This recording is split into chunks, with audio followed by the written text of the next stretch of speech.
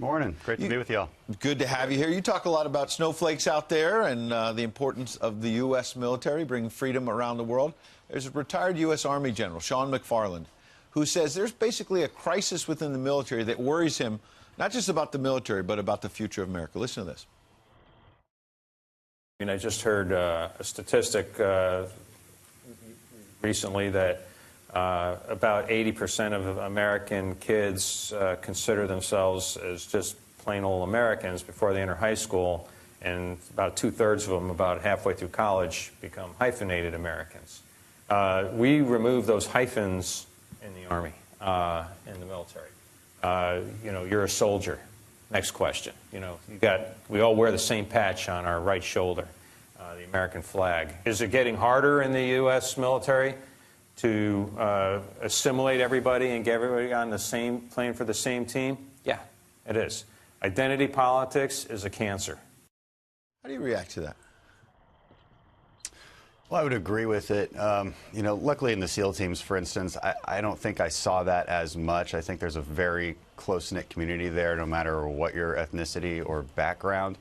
But it's certainly a problem in America at large. I mean, and what is identity politics? It's this temptation to divide us up into different groups, whether that be based on race or gender or some other category, and then pit those groups against each other and compete for power accordingly. The way America should be is that the only colors that matter are red, white, and blue, and that we compete according to our competency, that we compete according to a meritocracy, which is really a fundamental element of the military. And if you take that away from the military, then the general is absolutely right. The military will eventually fail, and our country at large will fail. He's absolutely right about identity politics. Well, Congressman, how did we get to this point? How do we get to this point? Geez, it's sort of this postmodern mentality, right? Where on college campuses now, especially, there's this real temptation to tear down everything that our country was built on, to tear down these Enlightenment ideals of equality. They have different ideas of what equality means, right? They think equality means egalitarianism. They think it means everybody should have the exact same thing, and that there's injustices all around them. But the reality is that we're supposed to be able to compete in a free society as free individuals, and part of that competition is a meritocracy, and that's what our country was founded on. And I think people are forgetting that. Representative Crenshaw, you have been fighting for a fellow Navy SEAL, Eddie Gallagher. A letter was written.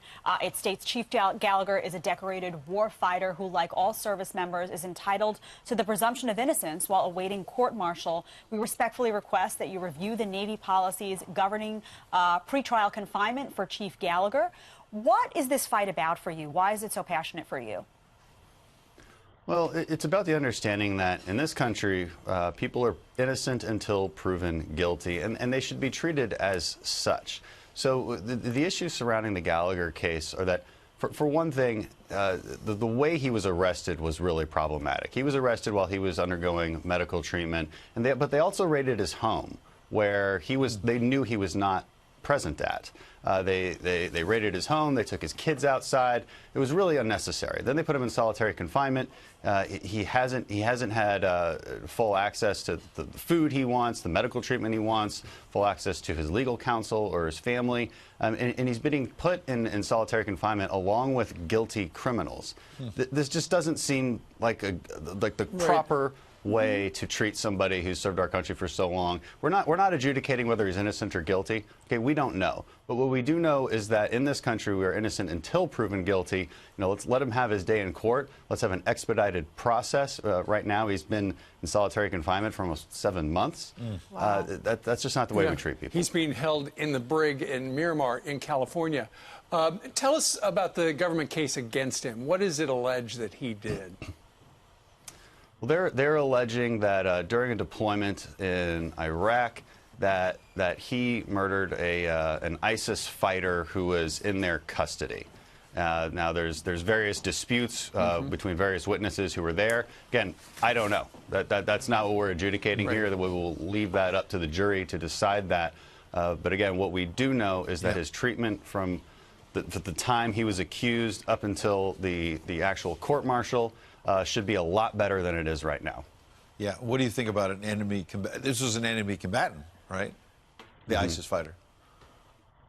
Yeah, it was. It was an enemy combatant. Essentially, there was close air support. The enemy combatant was terribly wounded, so they took the enemy combatant in and gave him medical attention. And and that is the point where some people are accusing him of killing the enemy combatant. Well, the Navy told FoxNews.com they have not yet reviewed your letter from you and your colleagues. Obviously, we expect them to do that in the days ahead. Congressman, we appreciate you coming in. Thank you so much. Hey, thank